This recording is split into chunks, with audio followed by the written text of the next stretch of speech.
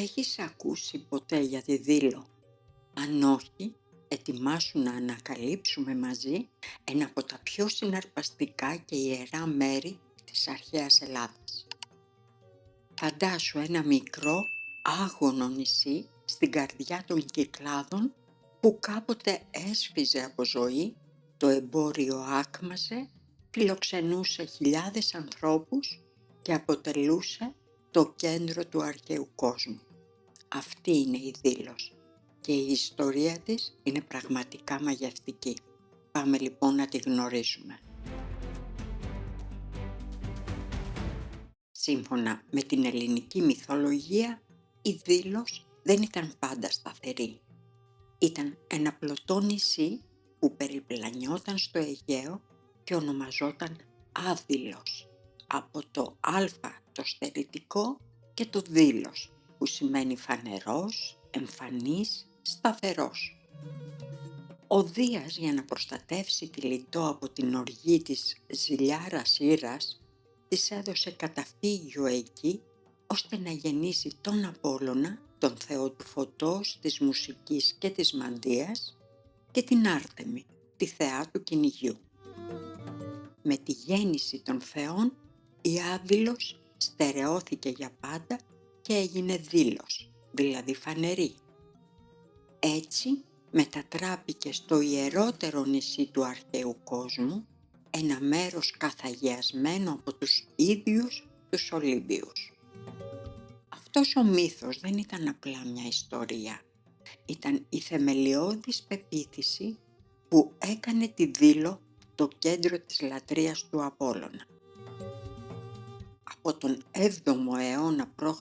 και μετά, το νησί έγινε ένα πανελλήνιο ιερό, όπου Έλληνες από κάθε γωνιά του τότε γνωστού κόσμου συνέρεαν για να προσκυνήσουν τον Θεό, να ζητήσουν χρησμούς και να συμμετάσχουν σε λαμπρές γιορτές. Αυτό που κάνει τη Δήλο τόσο ξεχωριστή σήμερα είναι ότι αποτελεί έναν από τους πιο καλοδιατηρημένους και εκτενείς αρχαιολογικούς χώρους στον κόσμο. Είναι κυριολεκτικά ένα υπαίθριο μουσείο όπου μπορείς να περπατήσεις ανάμεσα στα ερείπια μιας ολόκληρης αρχαίας πόλης και να φανταστείς τη ζωή όπως ήταν πριν από χιλιάδες χρόνια.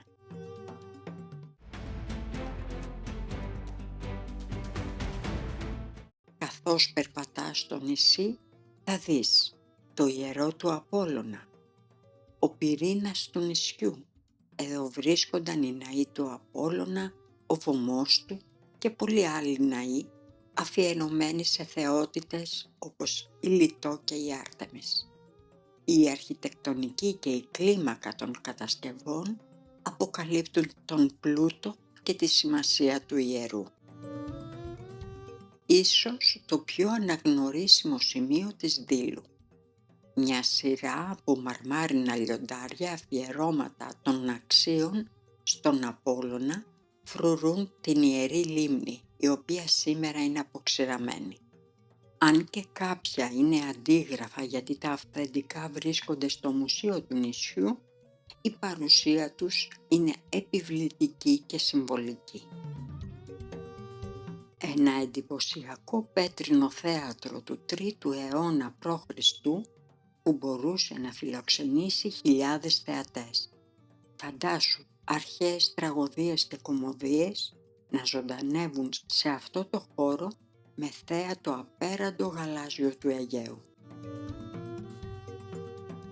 Η Δήλος δεν ήταν μόνο ένα ιερό, αλλά και ένα σπουδαίο εμπορικό κέντρο.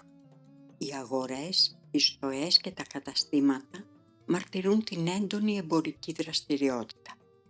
Εδώ συναντιόνταν έμποροι από την Ανατολή και τη Δύση, ανταλλάσσοντας προϊόντα αλλά και ιδέες.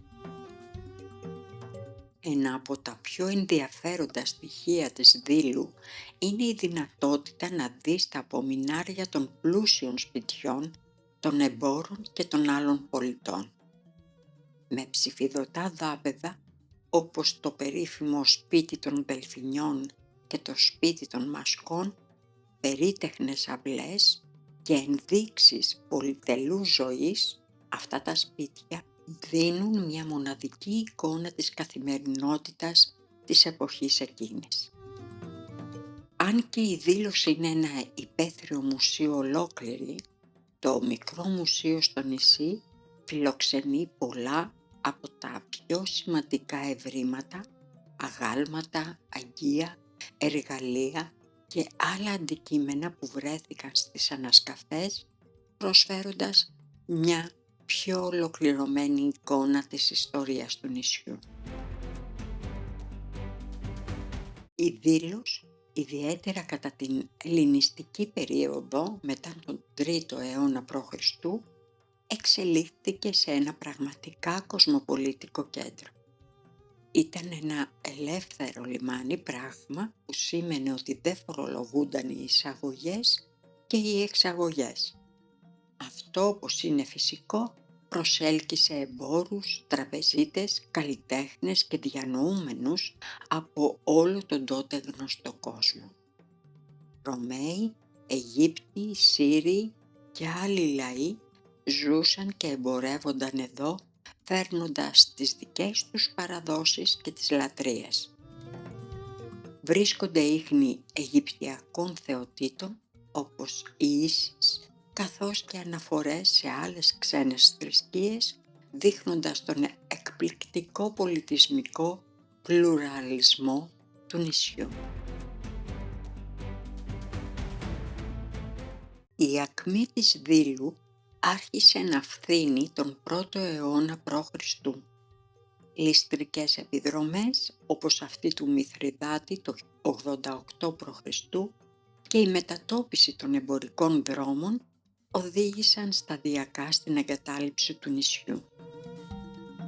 Οι κάτοικοι το εγκατέλειψαν και η Δήλος έπεσε σε λύθη για πολλούς αιώνες, με τα ερείπια της να καλύπτονται από τη σκόνη του χρόνου.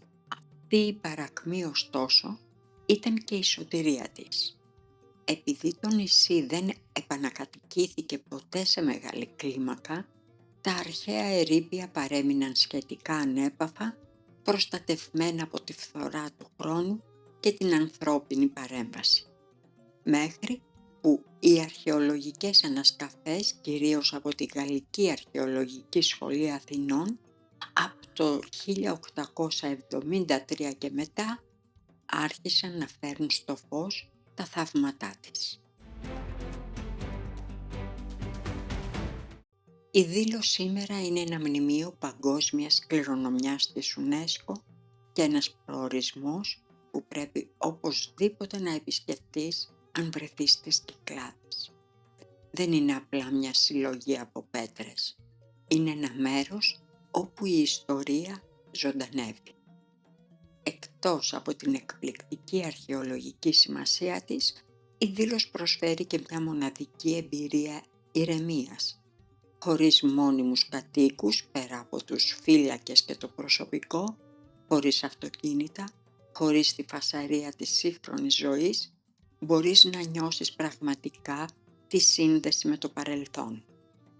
Η θέα από την κορυφή του όρους Κίνθος που δεσπόζει στο νησί είναι μαγευτική, προσφέροντας πανοραμική θέα σε όλα τα γύρω νησιά των Κυκλάδων, την Τίνο, τη Μύκονο, τη Σύρο, την Άξο και την Πάρο.